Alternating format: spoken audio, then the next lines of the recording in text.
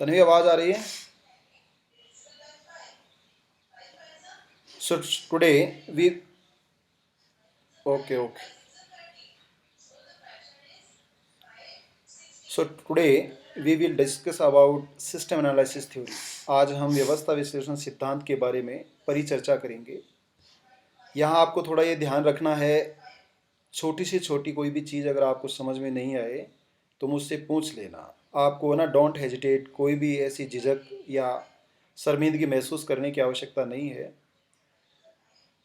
Basically comparative politics के अंतर्गत जो थ्योरीज हैं, अप्रोचेज हैं, जैसा मैंने पहले भी बताया आपको कि ये थ्योरीज और अप्रोचेज हैं, generally they are related to multidisciplinary approach. वो एक तरह से बहुआयामी या हम कह सकते हैं कि बहुविषयात्मक प्रकृति के अप्रोचेज होते हैं। उन अप्रोचेज का और उन थ्योरीज का, उन मॉडल्स का, उन प्रिंसिपल्स का यूज केवल और केवल न केवल सोशल साइंसेज में होता है, अपितु नेचुरल साइंसेज में, लाइफ साइंसेज में भी उनका यूज होता है, उनको अडोप्ट किया जाता है, उनका एक्सपेरिमेंट किया जाता है। इसलिए यहाँ जिस सिस्टम एनालिसिस थ्योरी की हम बात करेंगे, basically system analysis theory is a natural sciences theory. वह प्राकृतिक विज्ञानों का सिद्धांत है और नेचुरल साइंसेज के अंतर्गत पहली बार जो जर्मन बायोलॉजिस्ट के द्वारा दी general good morning everyone. Tanvi, can you listen my voice? Tanvi, आवाज आ रही है? So today we okay okay. So today we will discuss about system analysis theory. आज हम व्यवस्था विश्लेषण सिद्धांत के बारे में परिचर्चा करेंगे।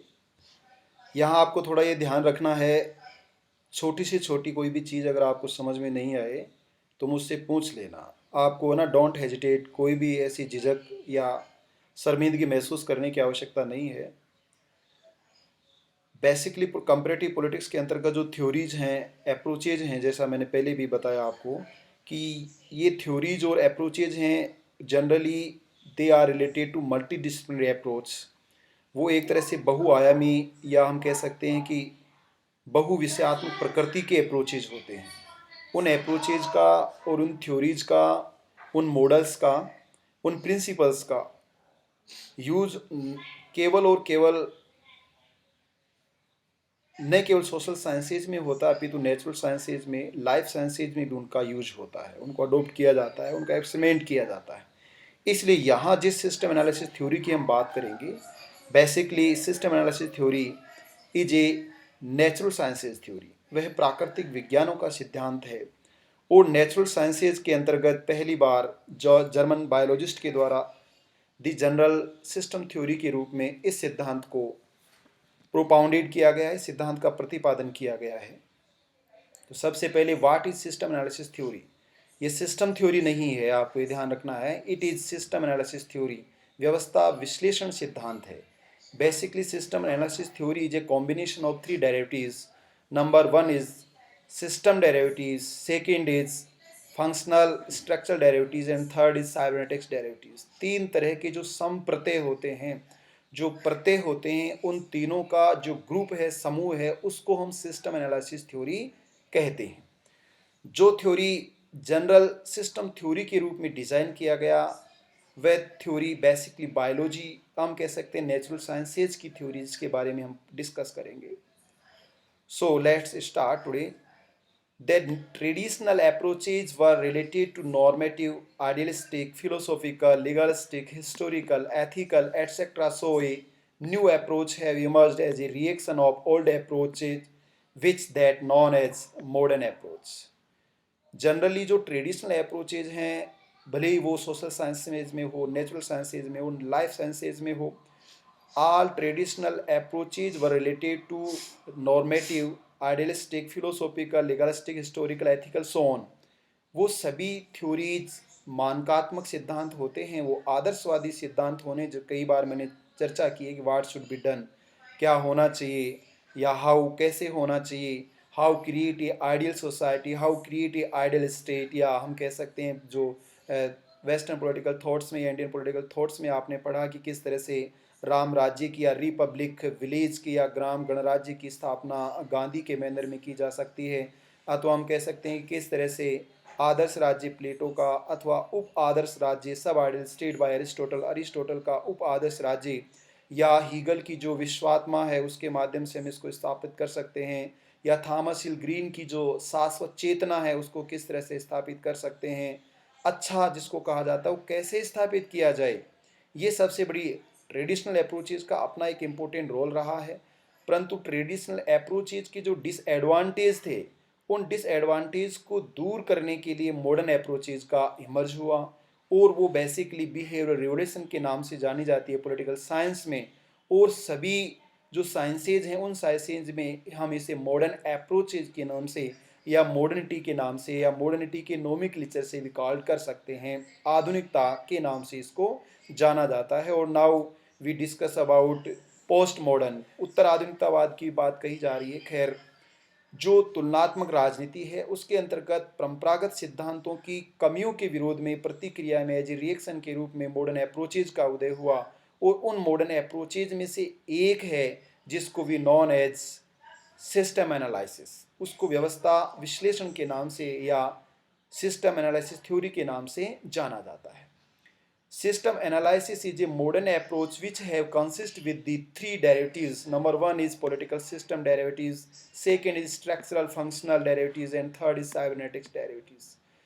जो आधुनिक उपागम है व्यवस्था विश्लेषण का, उस आधुनिक व्यवस्था विश्लेषण उपागम जो कि एक मल्टी डिसिप्लिनरी अप्रोच है, मल्टी डिसिप्लिनरी थ्योरीज है, उस थ्योरीज के सोशल साइंसेज में जब हम बात करते हैं, या मैं कहूँ कि सोशल साइंसेज की एक ब्रांच कंपैरेटिव पॉलिटिक्स के रूप में, not political science, comparative politics के रूप में हम बात करते हैं, तो वहाँ कंपैरेटिव पॉलिटिक्स में इसको ना इंटरनेशनल रिलेशन या इंटरनेशनल पॉलिटिक्स और अदर जो ब्रांचेज ऑफ सोशल साइंसेज हैं उसमें एज इट इज़ हम यूज नहीं कर सकते, एक अलग मैनर में उसका यूज किया जाएगा। ये आप जरूर ध्यान रखें, उसका एक्सपेरिमेंट एक अलग मैनर में होगा। जब सोशोलॉजी के अंतर्गत अथवा समाज शास्त्र के अंतर्गत इस सिस्टम एनालिसिस थ्योरी का यूज किया जाएगा तो एक डिफरेंट डायमेंशन होगा, वह कंपैरेटिव पॉलिटिक्स का डायमेंशन नहीं हो सकता। ये आप जरूर ध्यान रखोगे। जैसे कि मैं कहूँ कि पॉलिटिकल डेवलपमेंट डिके की जो थ्योरी हंटिंगटन के द्वारा दी गई, या मैं पॉलिटिकल डेवलपमेंट की बात की जाए या डेवलपमेंट ट्रैप की बात की जाए, वह पब्लिक एडमिनिस्ट्रेशन में अलग होगा, या थर्ड वर्ल्ड कंट्रीज जो हैं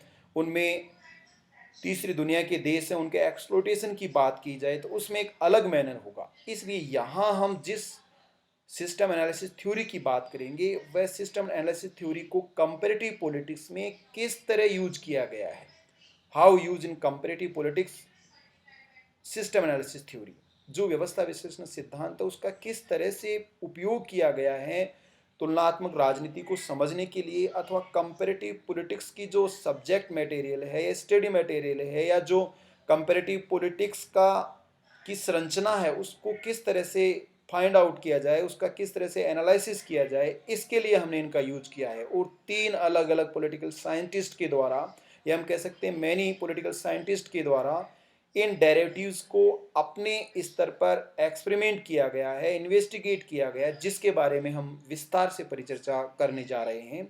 तो पहला डेरिवेटिव जो पॉलिटिकल सिस्टम या input output of David eastern theory जिसको कहा जाता है, सेकंड आर्मन पावर्स अप्रोच होती है, डेवलपमेंट अप्रोच भी है, या उसको हम स्ट्रक्चरल फंक्शनल अप्रोच के नाम से भी जानते हैं। और थर्ड जो डेरिवेटिव्स है वो साइबरनेटिक्स डेरिवेटिव्स के नाम से अथवा कम्युनिकेशन डेरिवेटिव्स भी इसको कहा जाता है, संप्रेषण संप्रत्यय के नाम से भी इसको जाना जाता है।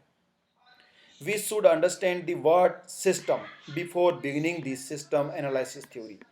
हम व्यवस्था विश्लेषण सिद्धांत को समझने की शुरुआत करें उससे पहले इसके आरंभ में हमें इस टर्म को समझना होगा जिसको सिस्टम के नाम से जाना जाता है। तो व्हाट इज द सिस्टम, इसका मतलब what do you mean by system, और what we understand the system, हम सिस्टम जो टर्म है उससे क्या समझते हैं। तो हम कहते हैं व्यवस्था क्या है, व्यवस्था को समझेंगे उसके बाद हम एनालिसिस, जो मैंने पहले ही बताया कंपैरेटिव जो एनालिसिस होता है, कंपैरेटिव गवर्नमेंट होती है, कंपैरेटिव पॉलिटिक्स होती है उनके, और कंपैरेटिव मेथड के बारे में ऑलरेडी हम जिक्र कर चुके हैं, इसलिए वो आपके माइंड में जरूर रहना चाहिए। यहाँ सिस्टम के बारे में समझना होगा कि सिस्टम क्या है। बेसिकली सिस्टम की हम जब बात करते हैं तो जहाँ से इसकी बिगिनिंग हुई है, शुरुआत हुई है, सिस्टम एक एब्स्ट्रैक्ट एलिमेंट्स का ग्रुप होता है। It means system is a groups of abstract elements which are interconnected, interdependent and interactive functions. ऐसे अमूर्त तत्व एब्स्ट्रैक्ट एलिमेंट्स होते हैं जो अंतर्निर्भर भी होते हैं, इंटरडिपेंडेंट भी होते हैं, वो इंट्रैक्शन भी करते हैं, अंतः क्रियाएं भी करते हैं, और वो एक दूसरे से संबंधित अथवा जुड़े होते हैं, इंटर रिलेटेड भी होते हैं। इन अमूर्त तत्वों के समूह को जो अंतः क्रियाएं करते हैं, जिनमें तीन गुण होते हैं जिनका मैंने जिक्र किया है कि इंटरडिपेंडेंट होते हैं, वो इंटर रिलेटेड होते हैं और इंटर एक्शन करते हैं। इन तीनों प्राइमरी अथवा असेंशियल मेरिट्स को, ट्रेट्स को होल्ड करने वाला जो एब्स्ट्रैक्ट एलिमेंट्स होते हैं, उसका जो ग्रुप्स होता है उसको सिस्टम कहा जाता है। सिस्टम की सबसे खासियत जो बात है या खासियत है या सबसे एलिमेंट्स फीचर है, जो कंपलसरी फीचर है, असेंशियल फीचर, वो ये है कि system is A automatic. System एक ऑटोमेटिक प्रोसेस होती है, एक सार्वभौमिक, या हम कह सकते हैं कि वह स्वप्रेरित प्रक्रिया होती है। जैसे एटीएम होता है, ऑटोमेटिक टेलर मशीन होती है, अपने आप कार्य करता है। आपको कुछ एक्शन स्टार्ट करनी होती है, एक एक्शन स्टार्ट करने के पश्चात सिस्टम ऑटोमेटिक कार्य करता है। इसलिए यहाँ भी प्रणाली अथवा व्यवस्था, जिसका हिंदी अनुवाद है, वह एक स्वचालित प्रक्रिया होती है।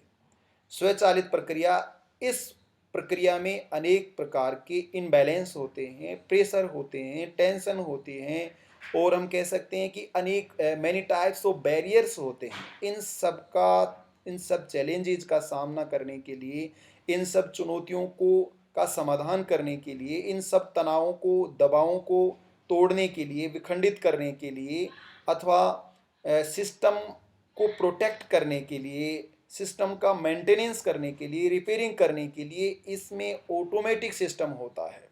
Such as our human body, it means communication process which operate over human body via brain, spinal cord and nervous system.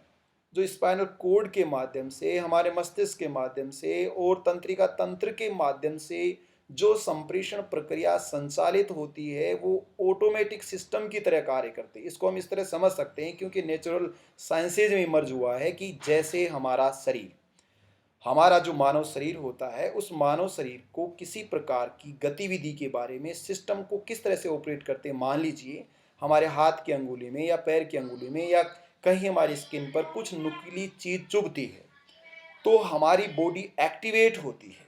कैसे एक्टिवेट होती है? स्किन को जब टच होती है और स्किन में सेंसर जो होता है, संवेदनशीलता जो होती है, उसको अडॉप्ट करती है और वो मैसेज कन्वे होता है स्पाइनल कोड के माध्यम से ब्रेन। हालांकि एज ए साइंस या बायोलॉजी के रूप में इसको विस्तार से समझते हैं तो एक अलग मुद्दा है, मैं जनरली बता रहा हूँ कि वो स्पाइनल कोड और ब्रेन तक मैसेज आता है, ब्रेन से स्पाइनल कोड और नर्वस सिस्टम के माध्यम से वापस उस स्थान तक आता है। बहुत तीव्र गति से, बहुत स्पीडली ये प्रोसेस संपन्न होती है और हमारा वह पार्ट्स, बॉडी का पार्ट वहां से रिमूव हो जाता है या हट जाता है। टेम्परेचर को महसूस करना, सर्दी को महसूस करना, आने वाले डेंजर्स या खतरे को महसूस करना, कि जैसे हम गाड़ी ड्राइव कर रहे हैं और सामने से फोर व्हीलर चलाते हुए भी अगर ओलावृष्टि हो रही है, बारिश आ रही है, कोई पेड़ गिरने वाला है या कोई चिड़िया या कोई ऐसा जो भी है सामने आता, तो हमें ऐसा लगता है जैसे हमारे सिर पर आ रहा है, हालांकि उस सिर पर आता नहीं है, परंतु ऐसे एक्टिवेशन की जो प्रोसेस है आप नहीं सोच रहे।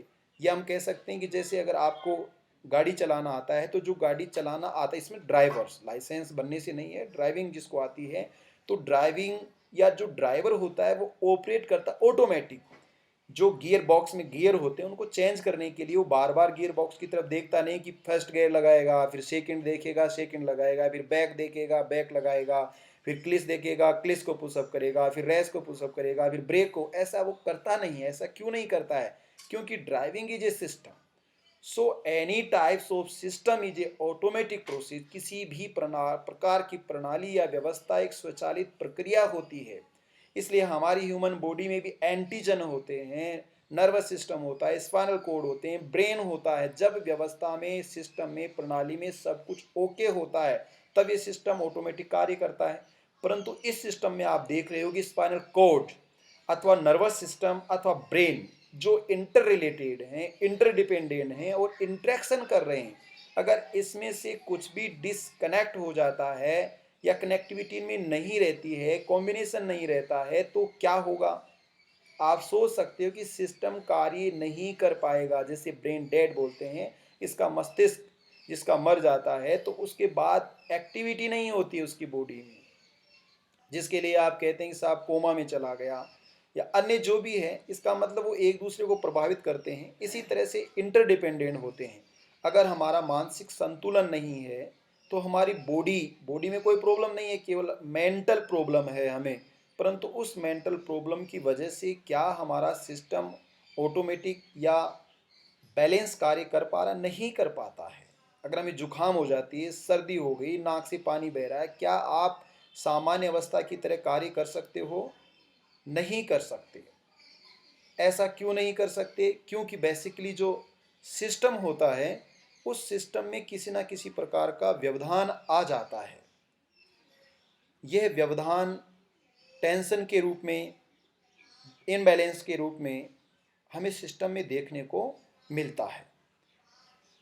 इसलिए सिस्टम बेसिकली एक व्यवस्था, स्वचालित प्रक्रिया होती है जिसमें बहुत से भाग इंटर रिलेटेड होते हैं, इंटरडिपेंडेंट होते हैं और इंटरेक्शन करने वाले होते हैं। Then Tanvi, can you see the screen?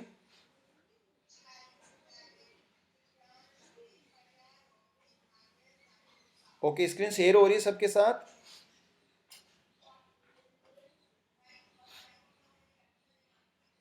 ठीक है। The term political system propounded by political scientist David Easton, जिस टर्म के बारे में हम विस्तार से जिक्र करेंगे कंपैरेटिव पॉलिटिक्स में, वह टर्म पॉलिटिकल सिस्टम है। और बेसिकली पॉलिटिकल सिस्टम जहां राजनीतिक व्यवस्था है, ये टर्म किसके लिए यूज किया गया है, ये कौन बताएगा?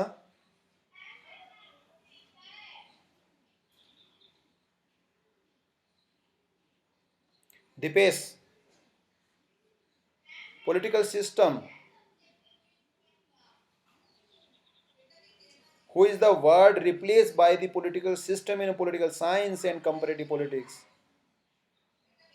राजनीति विज्ञान का वह कौन सा शब्द है जिसको प्रतिस्थापित कर दिया गया है?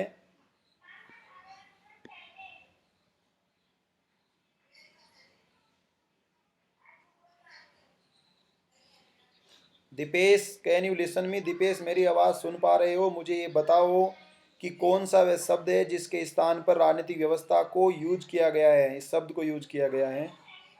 हाँ, यस। दीपेश, आवाज़ नहीं आ रही?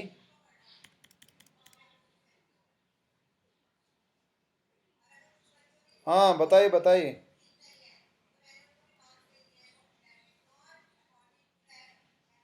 राजनीतिक व्यवस्था शब्द का प्रयोग कौन से पुराने शब्द की जगह किया गया? ट्रेडिशनल जो पॉलिटिकल साइंस, परंपरागत राजनीति विज्ञान में एक शब्द चलता था जिसकी जगह पर राजनीतिक व्यवस्था आ गया आधुनिक राजनीति विज्ञान में या आधुनिक दृष्टिकोण में। कौन सा शब्द है?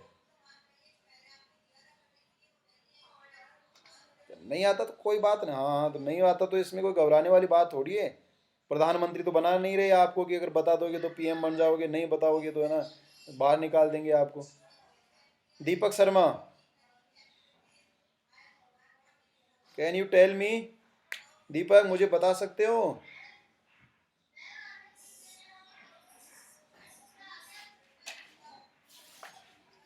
उत्तम,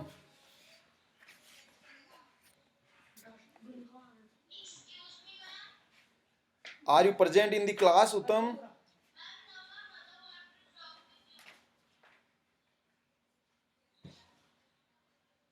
नवजीत, एनीवन?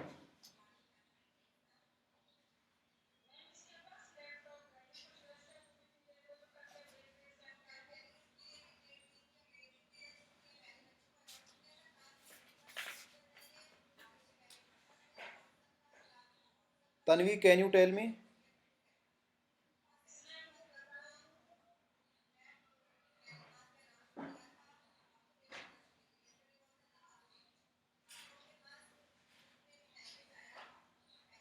तन्वी, आप बता सकते हो?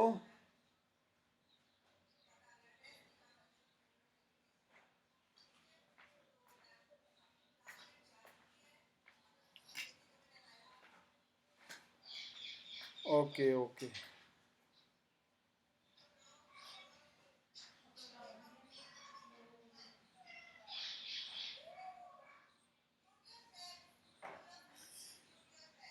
स्टेट वह टर्म था जिसके स्थान पर पॉलिटिकल सिस्टम का यूज किया गया है। राज्य जो है, इस पर अब विस्तार से परिचर्चा की, इसलिए मैंने आप कई बार बताया कि बैकग्राउंड जब मैं पढ़ाता हूँ थोड़ा ध्यान से सुना करो, उसको ध्यान में रखा करो, जो भी आपकी ड्यूटी है उसको थोड़ा कंप्लीट किया करो। कि बेसिकली राज्य जो शब्द था, उस राज्य के स्थान पर यहाँ modern approach of political science है, उसके अंतर्गत इस शब्द का प्रयोग किया गया जिसे पॉलिटिकल सिस्टम कहा जाता है, राजनीतिक प्रणाली अथवा राजनीतिक व्यवस्था कहा जाता है। तो the term political system propounded by the political scientist David Easton, who is the father of modern approach of political science. Any any social system consists with many subsystems, whereas social system means an interactive group of abstract elements, जिनके बारे में हमने परिचर्चा की है कि वास्तव में जिसका जिक्र किया जाता है, ऐसे कौन से वो उप समूह होते हैं, ऐसे कौन से तत्व होते हैं, उन तत्वों के संदर्भ में हम परिचर्चा कर सकते हैं। एक सामाजिक प्रणाली की जब हम बात करें, इसका मतलब है कि जब हमने सिस्टम की बात की है तो सिस्टम सभी प्रकार की जो साइंसेज हैं उसके लिए यूज किया गया है, परंतु जब हम सिस्टम को सोशल के साथ जोड़ते हैं तो एक नया टर्म बनता है, नया शब्द बनता है जिसे सोशल सिस्टम कहते हैं। सोशल सिस्टम क्या है?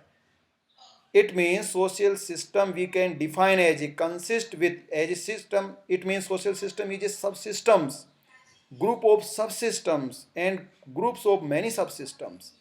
जो अनेक उप प्रणालियों का समूह होता है उसको सोशल सिस्टम कहा जाता है। और इस सोशल सिस्टम में जो अमूर्त तत्व होते हैं वो इंटरेक्टिव ग्रुप के रूप में होते हैं। वो सोशल सब सिस्टम होता है, सोशल इकोनॉमिक सिस्टम इकोनॉमिक सब सिस्टम होता है, अदर टाइप्स ऑफ सब सिस्टम्स होते हैं जो सोशल सिस्टम के पार्ट होते हैं या पर्यावरणीय समूह के या व्यवस्था के या सामाजिक व्यवस्था के भाग होते हैं।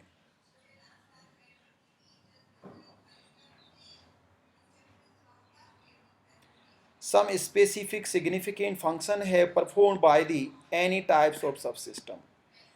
सोशल सिस्टम में अनेक प्रकार की सबसिस्टम्स होते हैं और इन सबसिस्टम के द्वारा प्रत्येक प्रकार का जो सबसिस्टम्स होता है उस सबसिस्टम के द्वारा कुछ विशिष्ट प्रकार्यों को निष्पादित किया जाता है और इन निश्चित प्रकार्यों को संपादन करने वाला एक निश्चित उपप्रणाली या उपव्यवस्था होती है।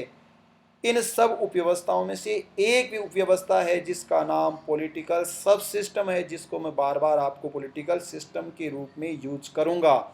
या आप ध्यान रखोगे जब भी मैं पॉलिटिकल सिस्टम वर्ड का यूज करूंगा, it means as a comparative politics और it means as a system analysis theory which use in comparative politics means will be political system.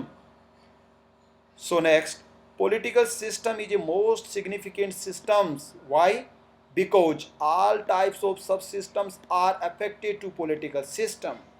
जिस तरह से Aristotle said that political science is a master science, उसी तरह से हम ये कह रहे हैं कि इन सब जो सोशल सिस्टम में अनेक टाइप्स के सब सिस्टम्स होते हैं, उन सब सिस्टम में से एक सब सिस्टम जिसको पॉलिटिकल सब सिस्टम कहा जाता है, राजनीतिक उप प्रणाली कहा जाता है अथवा राजनीतिक प्रणाली कहा जाता है, वो सबसे ज़्यादा महत्वपूर्ण उप प्रणाली होती है।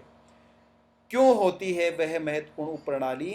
क्योंकि उस राजनीतिक प्रणाली उप प्रणाली के द्वारा सामाजिक अन्य सामाजिक उप प्रणालियों को प्रभावित करने वाले कार्य किए जाते हैं। अथवा हम है ये कह सकते हैं कि जैसे अरिस्टोटल कहता है कि any creature is a political और social creature, any human is a political and social creature.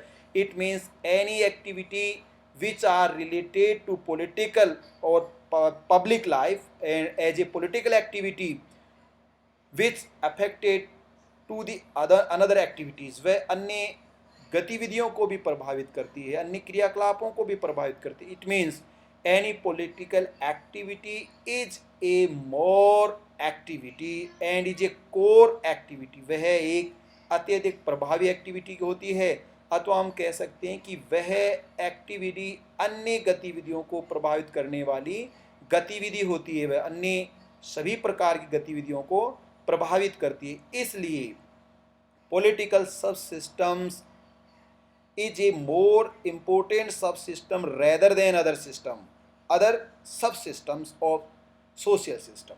सामाजिक प्रणाली के अन्य जो उप प्रणालियाँ होती हैं उनमें से सबसे महत्वपूर्ण उप प्रणाली पॉलिटिकल सब सिस्टम होता है.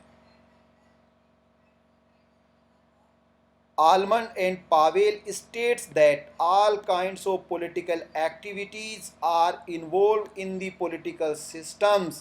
So comparative politics is a systematic and analytical study of various and different type of political system.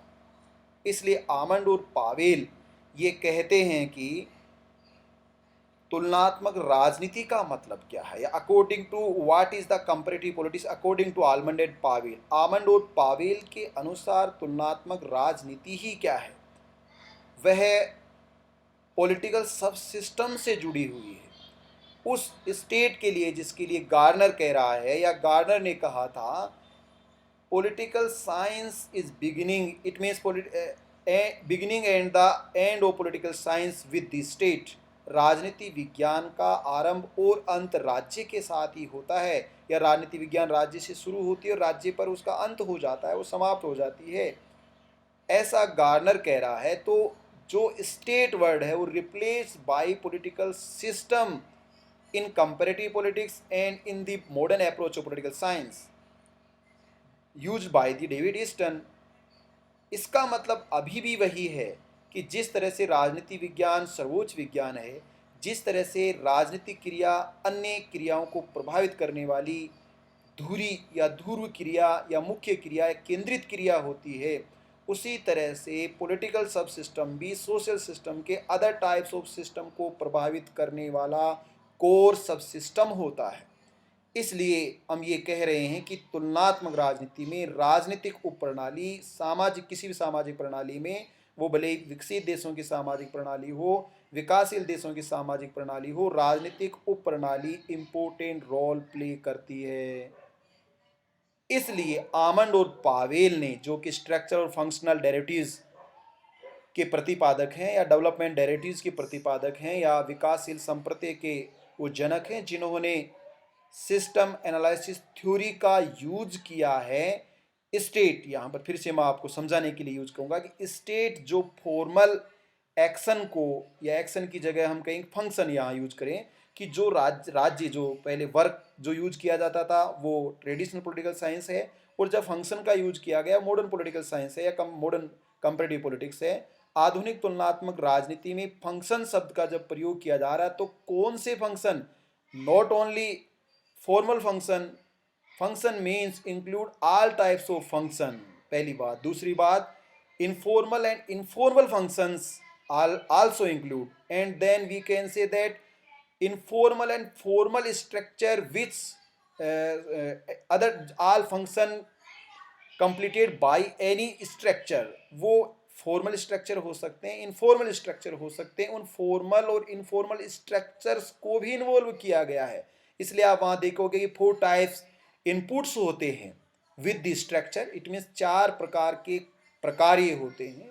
उन चारों प्रकार के आगत प्रकार्यों को पूर्ण करने के लिए 4 प्रकार की आगत संरचनाएं होती हैं, और वो चारों प्रकार की संरचनाएं इनफॉर्मल होती हैं, अनौपचारिक होती हैं. दूसरी तरफ 3 प्रकार के जो रूल मेकिंग की बात कही गई, रूल एप्लीकेशन की बात कही गई, रूल एडजन की बात कही गई है, वो तीनों फॉर्मल फंक्शन होते हैं. उन तीनों फॉर्मल फंक्शन को ऑपरेट करने के लिए 3 टाइप्स के इन फॉर्मल स्ट्रक्चर्स भी होते हैं. ये वहाँ उन्होंने बताया है समझाने के लिए. इसलिए उनका ये कहना है कि वास्तव में कंपैरेटिव पॉलिटिक्स का मतलब ही ये है कि जब हम सिस्टेमेटिक, एक व्यवस्थित स्वरूप में और विश्लेषणात्मक स्वरूप में उन विविध प्रकार की अलग अलग राजनीतिक प्रणालियों की तुलना करते हैं तो उसे ही तुलनात्मक राजनीति कहते हैं. Then according to Almond's, comprehensive interdependence and existence of boundaries are essential trait of any political subsystems. It is 3 derivatives following are. Almond का ये कहना है कि किसी भी प्रकार की राजनीतिक प्रणाली राजनीतिक उप प्रणाली के तीन प्रधान गुण होते हैं। सबसे पहला जो गुण होता है वो कॉम्प्रहेंसिवनेस होता है, सर्वव्यापकता। इसका मतलब है कि पॉलिटिकल सिस्टम प्रत्येक प्रकार की सामाजिक प्रणाली में अंतर्निहित होता है, भले ही वो वेटिकन सिटी हो, भले ही वो चाइना हो, भले ही वह भारत हो या अमेरिका हो, ऑस्ट्रेलिया, एनी कंट्री हो सकता है, पिछड़ा हुआ या विकसित हो सकता है, सभी में सामाजिक प्रणाली होती है। इन सामाजिक प्रणालियों में पॉलिटिकल सिस्टम कंपलसरी रूप से या पॉलिटिकल सब सिस्टम कंपलसरी रूप से एग्जिस्ट करता है, इसलिए यह सब जगह पाई जाती है, पहली बात। दूसरा जो गुण है इंटरडिपेंडेंस, इस सर्वव्यापक सामाजिक प्रणाली के अथवा राजनीतिक प्रणाली के जो पार्ट्स होते हैं, ऑर्गेन्स होते हैं, एलिमेंट्स होते हैं, कंपोनेंट्स होते हैं, वो इंटरडिपेंडेंट होते हैं, वो अंतः निर्भर होते हैं एक दूसरे पर निर्भर। इसी के साथ जो तीनों विशेषताएं मैंने बताई वो जुड़ी हुई हैं।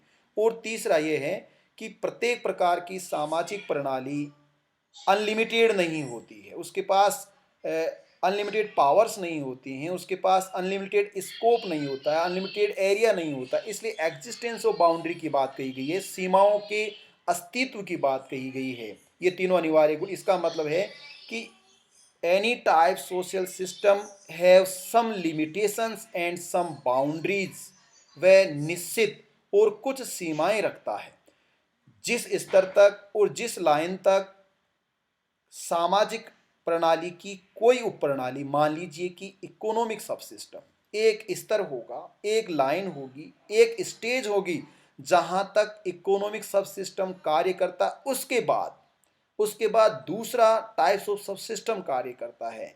हम कहें कि आर्थिक उप प्रणाली जहां खत्म होती है वहां से राजनीतिक उप प्रणाली शुरू होती है, जहां राजनीतिक उप प्रणाली खत्म होती है वहां शैक्षणिक उप प्रणाली, सांस्कृतिक उप प्रणाली, अन्य टाइप्स ऑफ सब सिस्टम वहां शुरू होते हैं।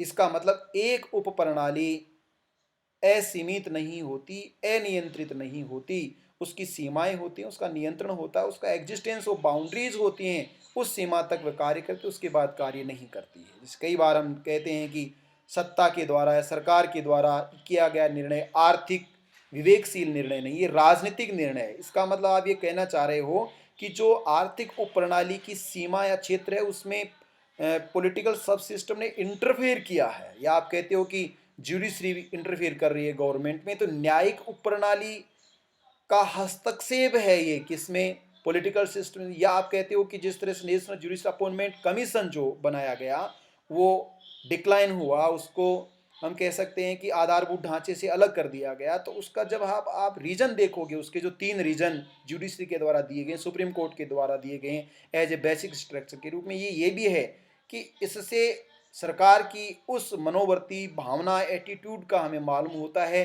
कि वह राजनीतिक उप प्रणाली को न्यायिक प्रणाली में अंदर हस्तक्षेप कराना चाहती है, उसको एंट्री कराना चाहती है, सरकार उसमें इंटरफेयर करना चाहती है। ये भी एक कारण उन्होंने बताया जब आप एनजीएसी के गठन और उसका किस तरह से उसके प्रावधान को वापस डिक्लाइन कर दिया गया, नल एंड अवॉइड घोषित कर दिया गया, उसको पढ़ोगे तब आपको इसका जरूर मालूम चलेगा। शायद आप इंडियन गवर्नमेंट एंड पॉलिटिक्स में इस पर जरूर आपने परिचर्चा की होगी या करोगी।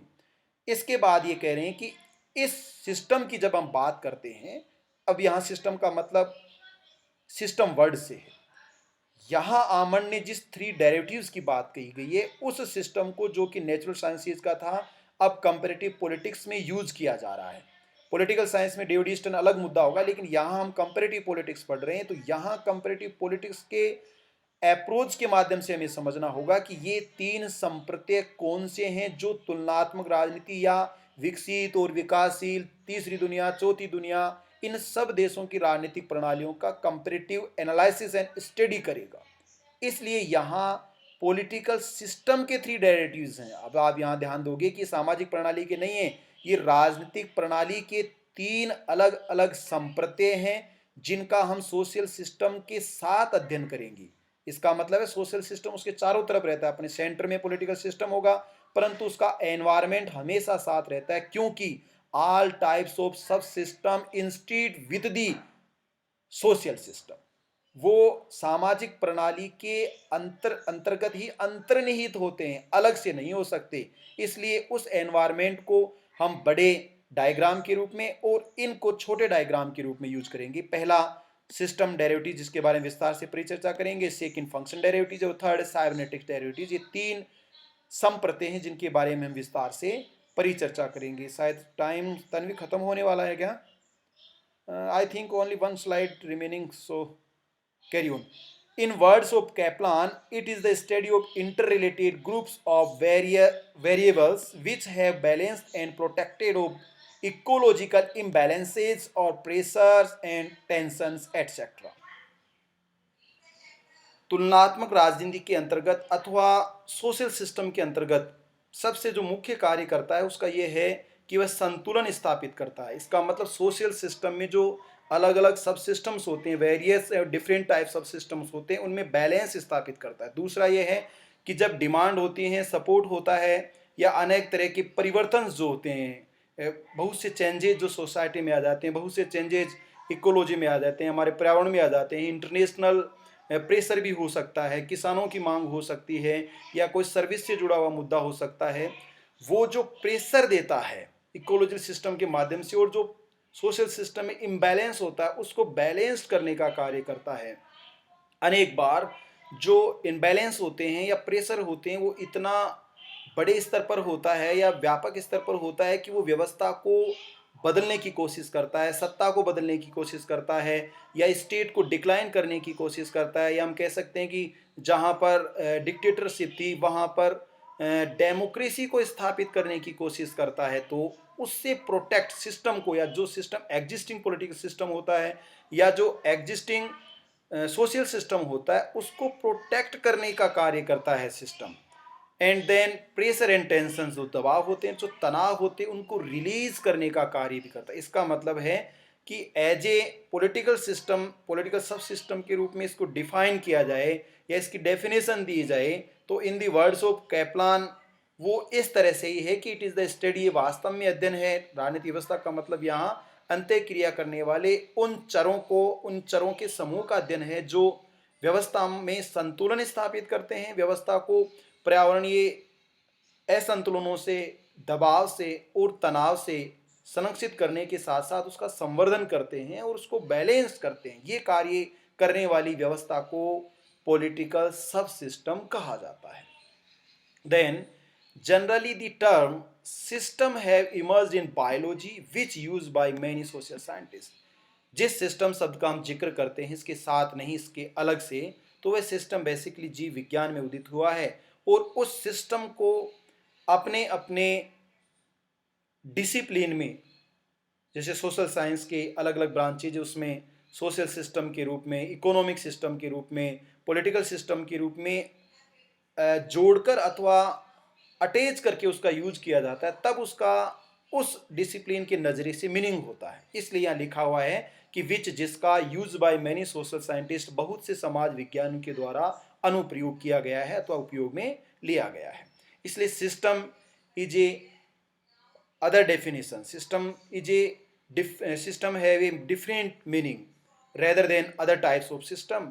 Then political system is a different, then social system is a different, then economic subsystem is a different, and cultural system is a different. All types of system have a different meaning. The general system theory was propounded by German biologist Ludwig van Bartholdy। देखिए, जिस general system theory की हम बात करते हैं, सामान्य व्यवस्था सिद्धांत, इसको हम सीधा डायरेक्ट सिस्टम थ्योरी भी कह सकते हैं। यहाँ जिस सामान्य व्यवस्था सिद्धांत की बात की गई है वो ह्यूमन बॉडी के रूप में डिजाइन किया गया है और वो बर्टनॉली के द्वारा डिजाइन किया गया है।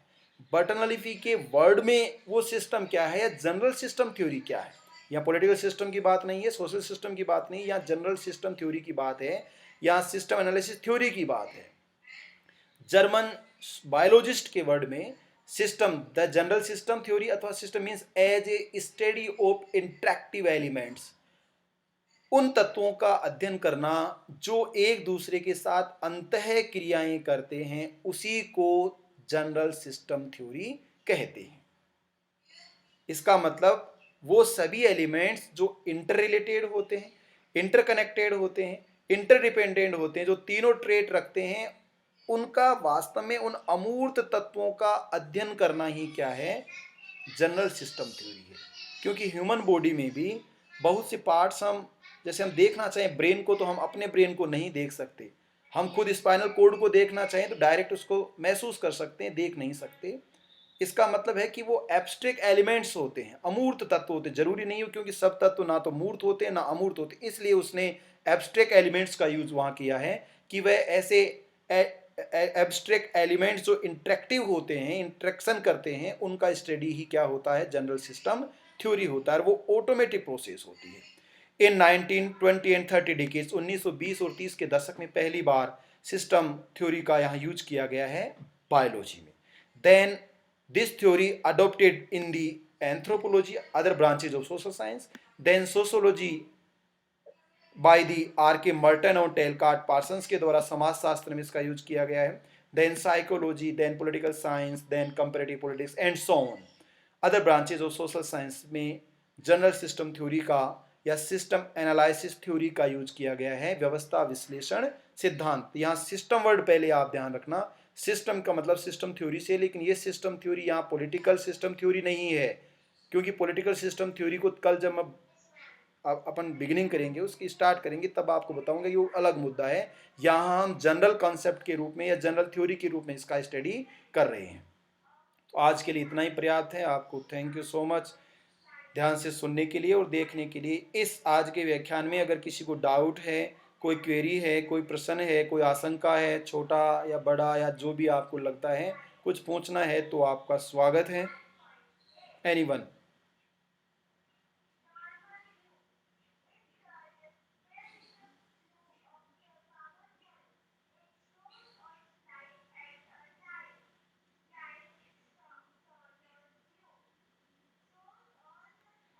हाँ बताओ।